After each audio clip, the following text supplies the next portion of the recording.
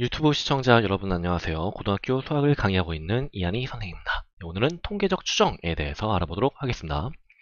통계적 추정이라고 하는 건 여러분들이 만약에 사전 투표를 한다고 하면 그 개표를 하기 전에 출구조사를 통해서 이 전체 결과에 대한 거를 살포시 유출을 할 수가 있죠. 네, 그런 거 전체를 다 조사하지는 않았지만 전체 집단에 대한 성격을 얼마나 잘 알아낼 것인지, 또 그렇게 알아내려고 하려면 얼마나 많은 것을 갖다가 뽑아가지고 조사를 해야 될지라는 걸 알아보게 되는 거가 이 표본 조사입니다. 그래서 모 집단이라고 하는 거는 원래 이게 어미모여서 그 원래에 있는 모든 전체 집단을 이야기를 하는 거고, 여기서 전체를 다 조사를 하면 전수조사인데, 네, 요거는 실질적으로 불가능하거나 아니면 굉장히 시간이 많이 들고 힘들어서 일단 현실적으로는 표본을 뽑아가지고 표본 조사를 한다. 네, 이거예요.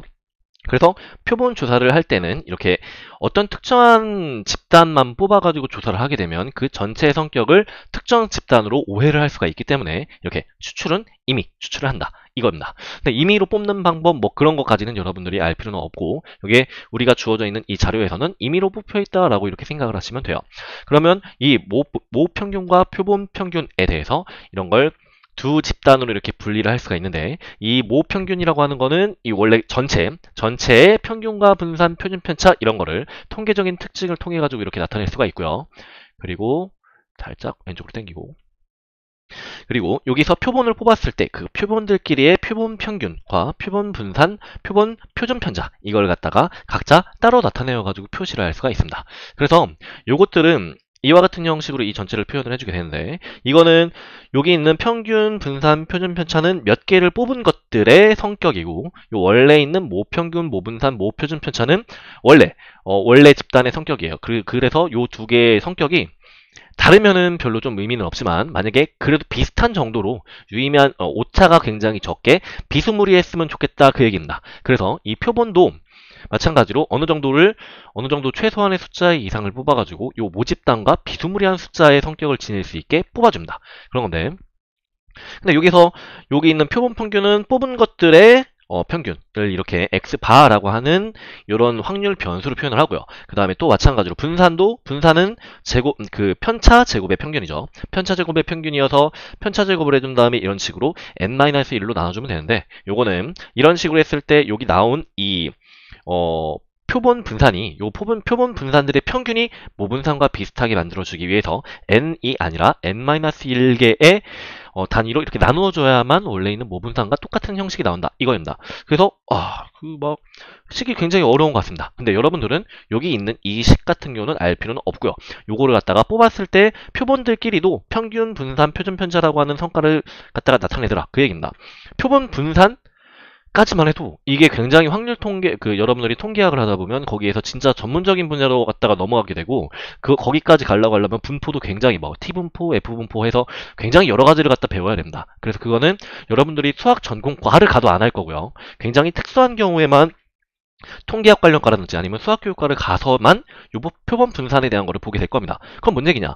표본 평균만 보시면 돼요. 요거만 보면 되는데, 몇 개를 뽑아서 요것들끼리의 평균을 낸 거가, 그거를 한 번 뽑았을 때, 두 번 뽑았을 때, 세 번 뽑았을 때, 이렇게 굉장히 여러 가지 경우로 표본 평균들이 확률 변수로서 존재를 하게 됩니다. 그래서 우리는 요런 표본 평균의 평균, 분산, 표준 편차를 다시 생각한다. 그러면 굉장히 골 때리는데, 여기 있는 이 원래 거가 m, 그 다음에 모 표준 편차, 원래 표준 편차가 시그마인 모집단에서 n개를 뽑으면 평균 같은 경우는 이 평균은 원래 거랑 같고, 근데 이거 어떻게 같아?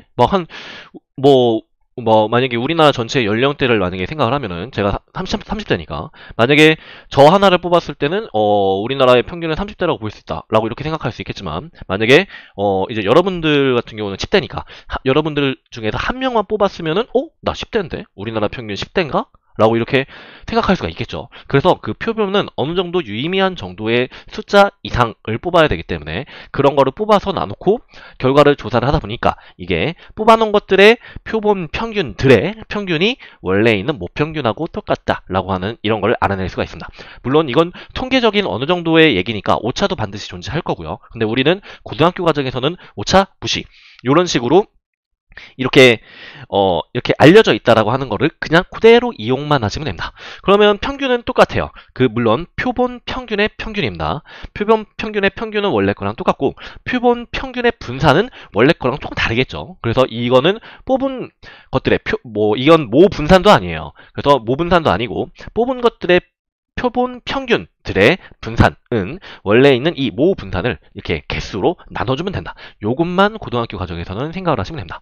그럼 앞에 있던 표본 분산은 아까 제가 얘기했다시피 통계학에 전문적으로 들어가지 않는 이상은 거의 볼 일이 없을 거고 우리는 표본 평균이라고 하는 확률 변수에서 요거와 같은 표본 평균의 평균, 분산, 표준 편차만 다루겠다 그 얘기입니다. 그럼 평균은 원래 집단과 같고 분산만 요 원래 집단보다는 n개로 나누어서 표현을 할 수가 있다라고 쓸 수 있습니다. 그러면은 요건 유형이 아니라 개념인데 왜 일로 와 있냐? 그래서 이런 거를 갖다가 표본 평균이 어떤 분포를 지니고 있는지 왜 이거 다 왜 유형으로 해놨어? 요 개념입니다. 개념. 요것도 개념. 이건 구하시오네. 네, 그래요. 그래서 요 표본 평균의 분포가 어떤 형식으로 되어 있을지를 갖다 이렇게 보게 될 건데, 그러면 이 표본 평균의 분포는 요게 있는 게, 크기가 n인 표본에서 표본 평균 x바라고 하는 걸 추출했을 때, 이 표본 평균 x바라는 것도 확률 변수 중에 하나가 되는 거기 때문에 이것도 굉장히 여러 가지를 뽑아 넣은 확률의 분포를 이루게 되겠죠. 그래서 이 표본 평균들의 분포는 정규 분포 n m, n분의 시그마 제곱을 따른다. 이거입니다. 그래서 여기 있는 거를 갖다가 모분산을 뽑은 개수만큼 나눠주기만 하면 돼요. 근데 이게 모집단이 정규 분포를 따르면 n의 크기에 관계없이 표본 평균 x반은 정규 분포를 따른다. 원래 큰 집단이 정규 분포를 따르면 여기 안에서 유의미하게 뽑은 표본들은 반드시 원래 거와 똑같은 정규 분포를 따르게 된다 이거입니다. 근데 되게 골 때리는 게 있어요. 모집단이 정규 분포를 따르지 않아도 n이 충분히 크면 표본 평균 x반은 근사적으로 정규 분포를 따른다. 이게 뭐냐? 원래 거는 정규 분포가 아닌데 근데 여기 있는 일부분을 유의미하게 뽑아서 조사를 했더니 얘는 그냥 무조건 정규 분포다 그 얘기예요. 아까 유의미하게 뽑는다라고 얘기를 했었죠. 그 얘기가 어쨌든 우리는 다 무시하고 정규 분포로만 보겠다 그 얘기입니다. 그래서 이 정규 분포가 굉장히 스페셜한 건데 여기 있는 이 스페셜한 걸로 어떤 분포든 다 정규 분포로 바꿔서 쓸 수가 있다라고 하는 어느 정도의 연구 결과를 따라서 그거를 갖다가 우리가 그대로 쓰게 됩니다. 좀 이게 개소리 같은데. 그래서 그냥 확률과 통계에서의 그 통계에는 그냥 정규 분포가 짱이니까 그냥 그걸로 다 합시다. 라고 하는 이런 식으로 간단하게 생각해가지고 하셔도 관계없어요. 그럼 그 n이 크기가 관계없이 n이 충분히 크면 그럼 충분히 크다라고 하는 게 몇 개인가? 라고 하는 거는 분포마다 다릅니다. 그래서 분포마다 달라서 알려져 있는 거에서는 뭐 np가 5보다 크면 뭐 n이 30보다 크면 어쩌고저쩌고 있는데 우리가 문제를 풀 수 있는 거는 되는 것만 얘기한다 그 얘기입니다. 그래서 n이 뭐든 어쨌든 그냥 이거는 정규 분포 m, n분의 시그마 제곱이다 라고 이렇게 얘기를 할 거예요. 물론 여기는 m과 시그마는 원래 있는 모 집단에 대한 거를 얘기를 한 겁니다. 그래서 이 표본 평균의 평균과 분산, 표준 편차 표준 편차 요거를 다음과 같이 한번 쭉 풀어보도록 하겠습니다. 그러면 이거는 표본 평균 x바니까 요 x바의 평균을 구하기 위해선 원래 이 주어져 있는 요거 모집단이죠. 모집단에 대한 평균 m과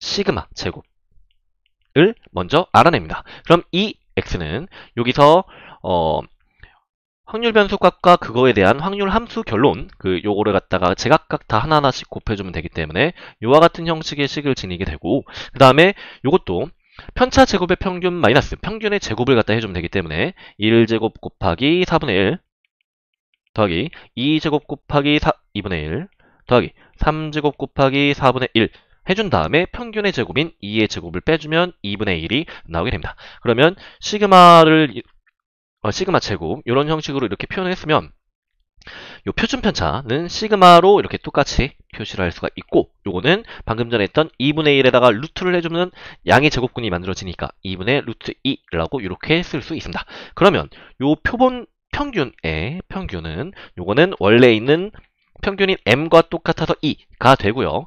요 표본 평균의 표준 편차는 이거는 원래 있는 먼저 요 분산부터 생각을 해주셔야 되는데 요 분산은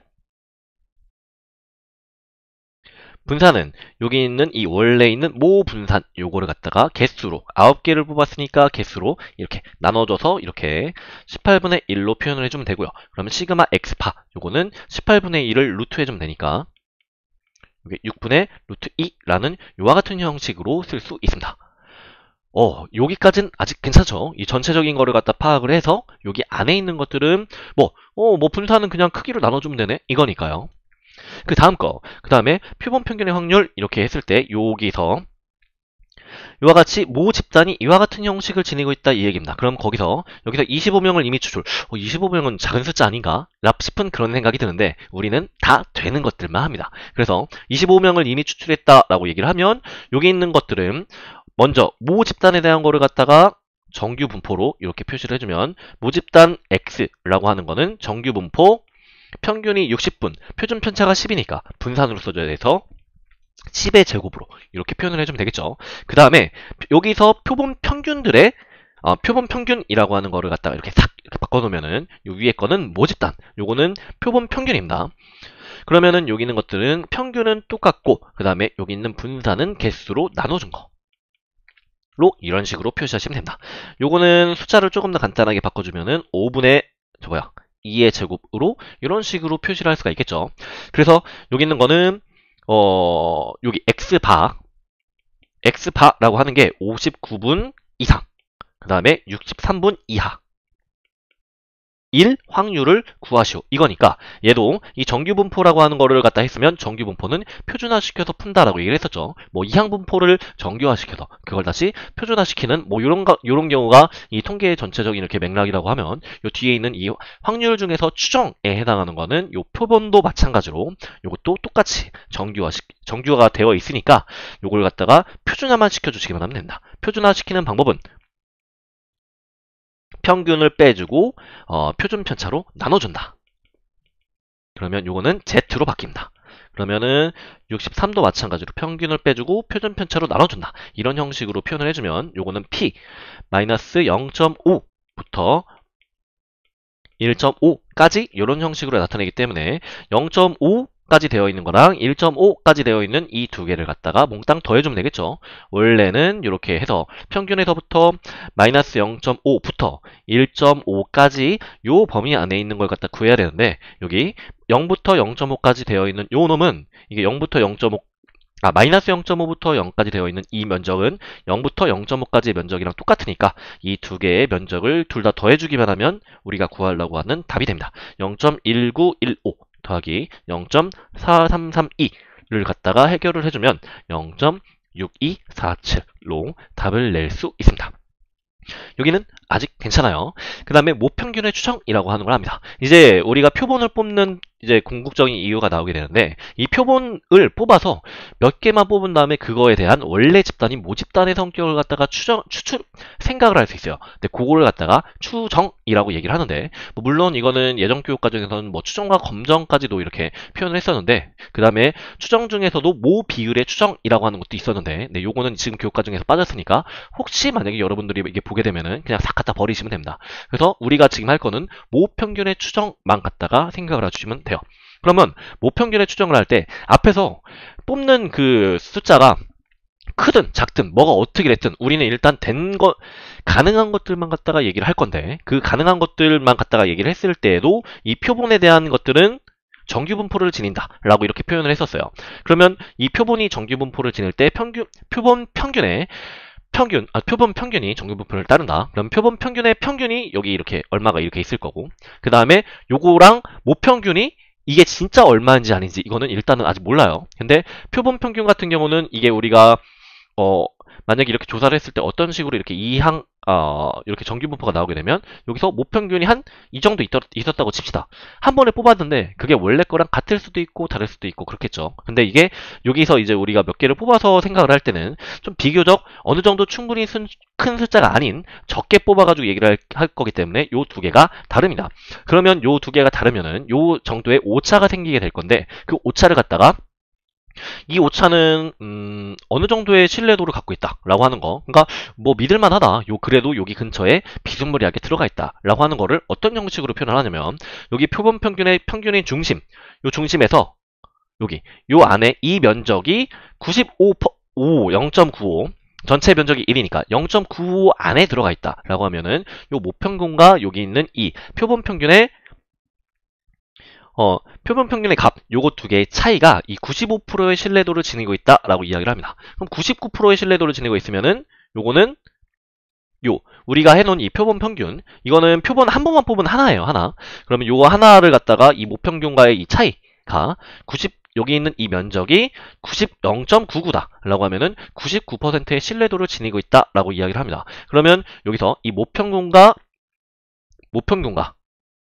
그 다음에 여기 있는 이 표본 평균 간에 어느 정도의 차이가 생기겠죠. 그러면 어느 정도의 이 차이를 갖다가 어떻게 거꾸로 유출을 할 수 있냐면 이 두 개의 차이가 우리가 이 두 개를 갖다가 한 번 뽑은 표본 평균의 값이라고 이렇게 생각을 해볼게요. 그러면 요거를 갖다가 m으로 빼주고 그 다음에 요거를 갖다가 개수로 요거를 표준 편차로 나눠주면 되는데 표준 편차 같은 경우는 시그마를 갖다가 루트 x로 나눠준 요와 같은 형식으로 이렇게 표현할 수가 있겠죠. 그럼 이렇게 해놓은 게 이게 z가 됩니다.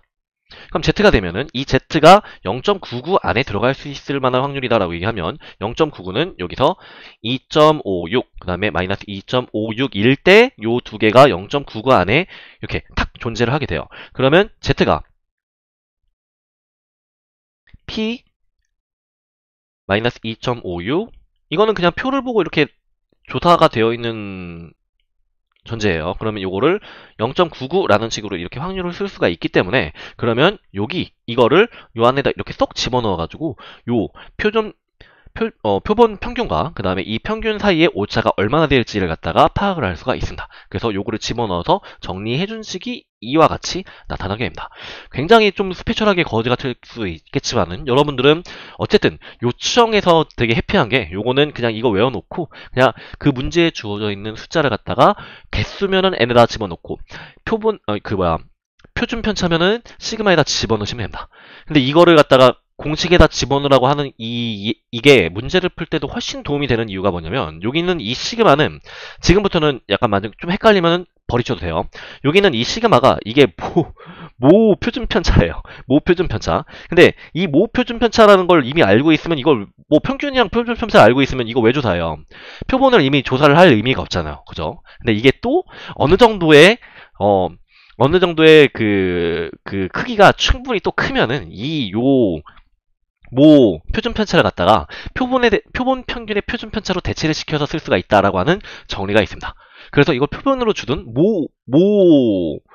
표준 편차로 주든 모집단으로 주든 그냥 엿장수 마음대로 그냥 대충 줘요. 근데 그러면은 우리는 그거를 어차피 하나만 줄 거기 때문에 대충 받아가지고 요 공식에다 적어놓고 푸시기만 하면 됩니다.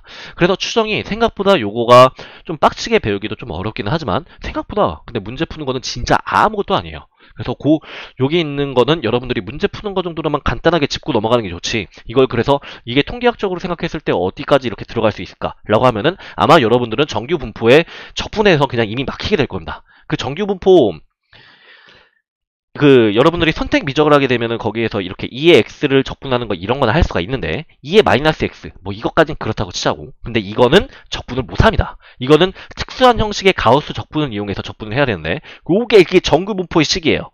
그래서 이게 굉장히 슈퍼 스트레스를 받기 때문에 그래서 요런 거는 면적만 이런 식으로 표현해가지고 하는 겁니다. 그래서 여러분들 추정은 이 공식에다가 대입한다. 그냥 있는 숫자를 갖다 집어넣어서 대입한다 라고만 이렇게 이해하고 넘어가시는 게 제일 빠르고 그렇게 크게 개념에 대한 오해도 없는 그런 식으로 쓸 수 있을 겁니다.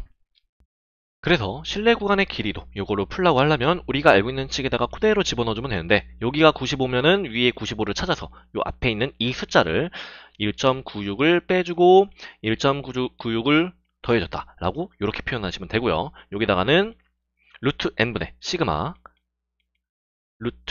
시그마 사이에 이렇게 끼어있다 라고 이렇게 표현을 해주시면 됩니다. 그럼 요거에 해당하는 그 숫자는 그 위에 있는 거를 하나하나 보고 이렇게 쓰시면 돼요. 100그릇을 이미 추출했다. 그러면 n은 100이고요. 그 다음에 여기 원래 표준 편차가 15인 정규 분포를 따른다고 한다. 그러면 이거 모 표준 편차는 15. 그 다음에 이 앞에 있는 일반 추출을 해가지고 조사했을 때 이 표본 평균은 600. 그러면 끝난 거예요. 이렇게 1.96, 그 다음에 루트 100, 그다음에 15. 그래서 요 전체를 갖다가 계산을 해주시게 되면 597.06 그다음에 602.94 이런 식으로 이 전체를 마무리할 수가 있습니다. 요거는 신뢰 구간, 신뢰도 95%일 때고요. 신뢰도 99%일 때는 596.13 그 다음에 603.87 이렇게 표현할 수 있습니다. 살짝 이렇게 넓어져요. 그럼 100%로 하는 게 제일 좋지 않아요? 싶은데 우리가 너 시험 몇 점 맞어? 라고 이렇게 얘기를 했는데 한 0점부터 100점 사이 있지 않을까요? 라고 하면은 그럼 이제 그 뭐지? 그 등짝 스매싱을 맞게 되는데 근데 그게 이렇게 오차를 크게 만들어 놓으면 놓을수록 그게 뭐 그 100% 맞는 얘기가 되긴 하지만 근데 그거는 이 전체에 있는 범위를 갖다가 오차 안에다 집어넣게 되면 별로 이 오차라는 걸 조사하는 데 있어가지고 그렇게 크게 의미가 없어요. 그래서 통계학적으로는 95%와 99% 정도면 그래도 비스무리하게 비슷하더라 라고 하는 것 정도로 유의미하게 이용을 하고요. 뭐 100%는 일단 불가능합니다. 여기서 실내 구간의 길이가 마이너스 무한대부터 무한대까지 이렇게 나오게 될 거예요. 그러면 할 필요가 없겠죠. 그러면 실내 구간의 길이 방금 얘기를 해버렸는데 실내 구간은 어디서부터 어디까지를 얘기하는 거고 실내 구간의 길이는 여기 큰 거에서 작은 거를 빼주면 되는 거기 때문에 여기 나와 있는 이 희한한 숫자에다가 곱하기 2를 해주기만 하면 되겠죠. 그래서 간단하게 이렇게 쓸 수가 있습니다. 그럼 실내 구간도 마찬가지로 이렇게 똑같이 해주면 요거는 95%니까 요 앞에 있는 이 1.96을 숫자로 쓸 거고 실내 구간을 조사하여라가 아니라 실내 구간의 길이니까 요거는 곱하기 2를 해주면 되겠네요. 그 다음에 루트 개수 n 그 다음에 표준편차 4 요게 모 표준편차가 나오는 게 원래 맞지만 표본 표준편차가 나와도 그냥 쓰시면 됩니다. 어차피 두 개 동시에 알려주고 골라라 이런 건 없어요. 어차피 우리 선에선 못하기 때문에 그런 다음에 요게 2 이하가 되도록 이런 식으로 이 전체를 풀어주면 됩니다. 이걸 풀어주면 61점 어쩌구가 나와서 우리가 구하려고 하는 값은 62로 이렇게 표현을 할 수 있습니다. 네, 그러면 이렇게 이 확률과 통계를 갖다가 전체적으로 다 마치게 되는데 여러분들이 경우의 수의 파트에 해당하는 그 앞에서 뭐 원순열, 그 다음에 중복순열, 뭐 또 중복조합까지 요거는 여러분들이 원리를 정확하게 이해를 하시고 그 다음에 그거를 적용시키는 이 문제 유형의 풀이를 여러 가지로 해보셔야 되고요. 특히 중복조합 같은 경우는 문제 유형 자체를 통째로 다 외우셔야 됩니다. 근데 그러면은 앞에 있는 다른 거랑 그렇게 많이 크게 헷갈리진 않을 거예요. 그리고 그 뒤에 있는 추정에서부터는 여러분들이 이항분포가 나오기 시작하면서부터는 그쪽에선 공식을 하나 쓰고 그거를 그대로 적용시켜서 문제를 풀 수 있을 정도까지만 되면 이 확률과 통계는 전체적으로 크게 어렵지 않고 여러분들이 대학교 가는 데 있어서 최저를 굉장히 쉽게 맞춰줄 수 있는 그런 효자 과목이 될 거라고 생각을 합니다. 네, 오늘은 여기까지 하도록 하겠습니다. 여러분 수고하셨습니다.